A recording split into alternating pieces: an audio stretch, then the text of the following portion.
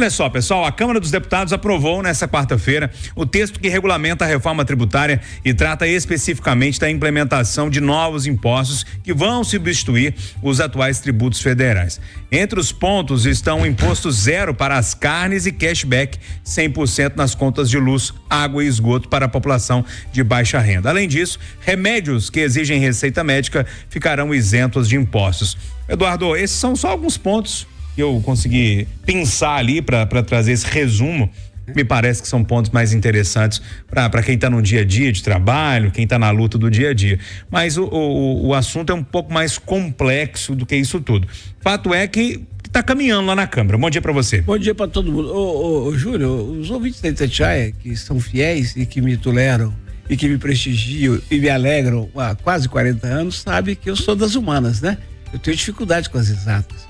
Quando necessário, eu socorro alguns amigos. Um deles acabou de fazer um contato comigo, que é o Dário Lúcio, lá de Tumiritinga, tomara que eu não esteja errando o nome da cidade dele, que é um consultor de empresas que lida bem com os números e com as finanças. Então, Júlio, eu já tenho dificuldade natural com a matemática e com o que é tributário. Então, Nossa Senhora. Então, Júlio, há 30 anos que eu ouço, entrevisto e converso sobre reforma tributária. Mas eu não estou entendendo nada, sabia? Mas sabe o que é nada? Eu tô feito aquele. Como eu estou não entendendo nada da dívida do Estado, né? Basicamente. Imagina aquele cachorro caiu do caminhão de mudança, não sabe para onde ele vai. Então eu convidei, ele aceitou, rapaz. Eu quero convidar os ouvintes amanhã, às 10 horas da manhã. Vai estar aqui no Rádio Vivo, ao vivo, o principal protagonista da reforma tributária lá em Brasília, que é o deputado petista Reginaldo Lopes. E por obra da Casnada, né? Porque Deus abençoe a gente. A Viegas tinha convidado amanhã como debatedores a Rita Mundi e o Matheus, que é educador financeiro. Então amanhã nós vamos dar uma esmiuçada nisso. Até lá eu estou me perguntando o seguinte: como é que você vai zerar o imposto da carne? Como é que você vai zerar o imposto de medicamento? Como é que você vai devolver o dinheiro que o pobre pagar de água e luz? E mais um monte de outras coisas boas, só notícia boa, sem aumentar o imposto. Porque o histórico desse país é o seguinte: o rico acaba não pagando tanto porque tem um bom escritório de tributação que orienta, né? Vamos por aqui, por ali e tal. Não estou falando que ele só nega, não, gente. Estou dizendo que ele tem mecanismo de pagar menos. O pobre não paga, não tem. Sempre estoura na chamada classe média. E o Reginaldo e os protagonistas juram que não, que todos nós vamos pagar menos imposto. Então eu quero saber se é tecnologia ou milagre, Júlio. Ô Rita, para tirar imposto de um produto, tem que colocar no outro, porque lá no final a conta precisa fechar, né? Bom dia para você. Bom dia, Júnior, bom dia a todos. Exatamente isso. A ideia é que haveria um imposto único. Só que a cada exceção, por exemplo, vamos isentar, que eu achei extremamente correto, né? Vamos tirar imposto de proteína animal, isentar as carnes. Os remédios, acho que deveriam deixar de tributar os remédios de uso mais frequente e não aqueles com receita, né? Ou todos. Porque isso é básico, é saúde, mas enfim, o negócio, Eduardo, é o seguinte: cada exceção que você cria, a carga para todo mundo aumenta. Então, esse imposto único, que deveria ser em torno de 24,5, 25, já está em 26,5 indo para 27. É aí que a população entra. E quem recebe as exceções, né? São aqueles, né? Tem lobby, tem justiça social. Eu quero ver como é que vai funcionar esse cashback. Eu também na prática, é muito bonito, não. O pessoal de baixa renda do CAD único vai ter cashback. Como que esse cashback vai chegar nesse cidadão? Será incorporado ao Bolsa Família? É muita confusão e eu tenho medo de que haja desvio e corrupção no meio dessa história. As coisas têm que ser muito claras e a tecnologia tem que funcionar para dar transparência a essa reforma tributária, da mesma forma que a tecnologia funciona a favor do governo quando a gente paga o nosso imposto de renda, quando o Banco Central fiscaliza tudo. Quer dizer, aquilo que o governo tem interesse, a tecnologia funciona. E agora eu acho que tem que funcionar a transparência nessa reforma tributária, que ela não veio para aumentar a carga, ela veio nem para diminuir, Ela veio para simplificar, mas ela corrigiu algumas distorções. Por enquanto, a indústria está sendo mais beneficiada, digamos assim, porque ela era penalizada com bitributação. Mas para tirar essa bitributação da indústria, as contas dão algo em torno de 500 bilhões, quem vai pagar é o setor de serviços. E o setor de serviços é o que mais emprega. Então a gente tem que ficar atento. Por exemplo, eu estou acompanhando muito como vai ser tratado o ato cooperativo. E olha só, quando o cooperativismo cresce como cresceu no Brasil, eles estão querendo comparar as cooperativas de saúde com planos de saúde, não são. Então, o ato cooperativo, quer dizer, quem recebe é o cooperado. Então, o cooperado paga o imposto. Estão querendo que as cooperativas paguem o imposto, né, para elas deixarem de ser competitivas. Então, a coisa está andando, né? E vamos ver aonde isso vai parar. E vamos acompanhar, mas que seja justa, tá? Mas não vai haver diminuição de carga, pelo contrário, se continuar crescendo as exceções, vai haver uma penalização com a alta desse imposto único. O maior do mundo é na Hungria, 27%, nós já estamos chegando lá. Pessoal, o nosso Pedro Nascimento, repórter de Brasília, tá conectado com a gente para trazer um bastidor disso tudo. Eu quero deixar o Marcelo e o William falarem ainda, mas vamos ouvir o Pedro ainda primeiro? Talvez dar alguma munição a mais para esse debate aqui. Ô Pedro, bom dia para você. Bom dia para você, Júnior. Bom dia também para todos os debatedores do Conversa de Redação. Hoje vou trazer um bastidor curtinho, mas importante para a gente entender o que foi essa votação da reforma tributária ontem e essa inclusão das carnes, né, da proteína animal na tabela de isenção da reforma tributária.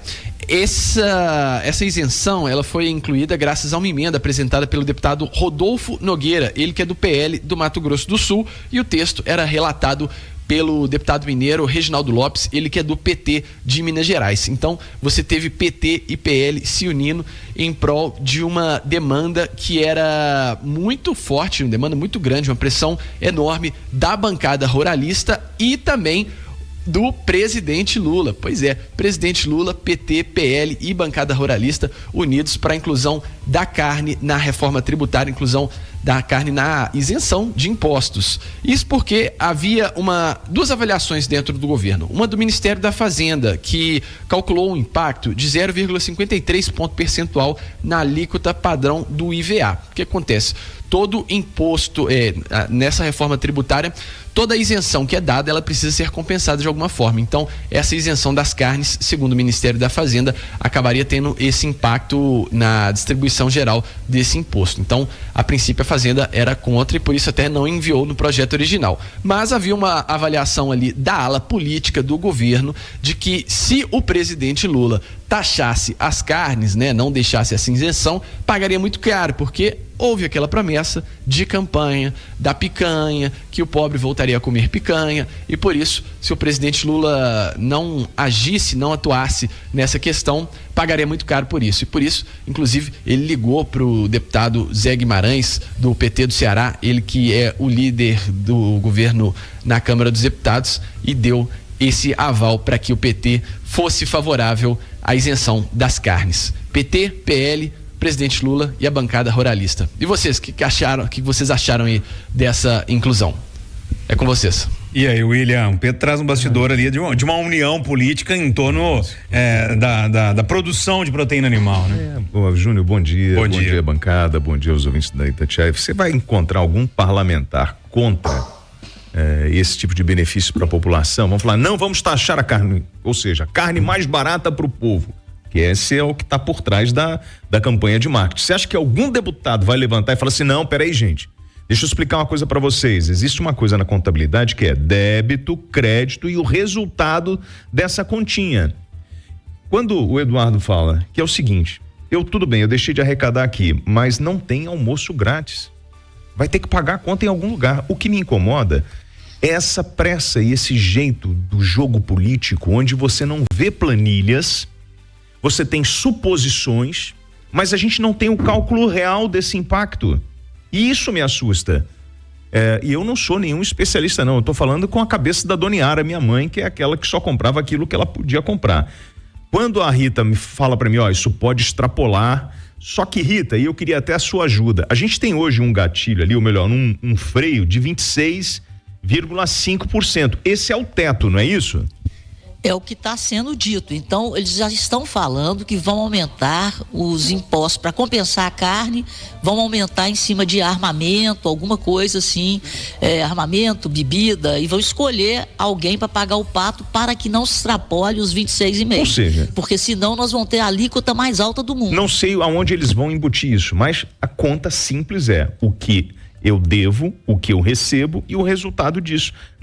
Eu não estou vendo na reforma uma coisa falar o seguinte, sabe, conseguimos economizar tanto e agora a gente vai conseguir reduzir o imposto aqui ou ali, ou isso vai trazer um benefício real à sociedade. É igual a história do remédio, a gente não está falando. Então, remédio com receita agora não tem tributação? Mas e quem é que paga a conta? É igual, não tem, gente, não existe nada de graça, alguém tem que pagar essa conta, e isso vai ser dividido de uma outra forma, que eu não sei qual é. Marcelo da Fonseca, arremata isso aí pra gente. Bom dia, Júnior, bom dia, amigos do Conversa, bom dia aos ouvintes. A gente critica muito o Congresso, muitas vezes, né? A gente aponta problemas, o governo federal também. Hoje é dia de elogiar, porque o que a gente viu ontem foi um acordo, mesmo que tenha aí uma disputa dessa paternidade, né? De quem foi que conseguiu tirar ali, isentar a carne. Né, o presidente Lula defendeu ao mesmo tempo que o Ministério da Fazenda era contra. Aí um destaque do PL, né, do partido do Bolsonaro, foi aprovado e trouxe a alíquota da carne para zero. Mas ontem a gente tem que pensar que, pelo menos na minha avaliação, é que o Congresso pensou o que é melhor para o povo. Ele pensou o que é que o povo precisa mais. Então, quando a gente discute, né, os principais avanços foram o limite, a trava do imposto. Então, o Congresso ontem determinou, né, os deputados, ainda vai passar no Senado, que a alíquota do IVA desse novo imposto não pode passar de 26,5%.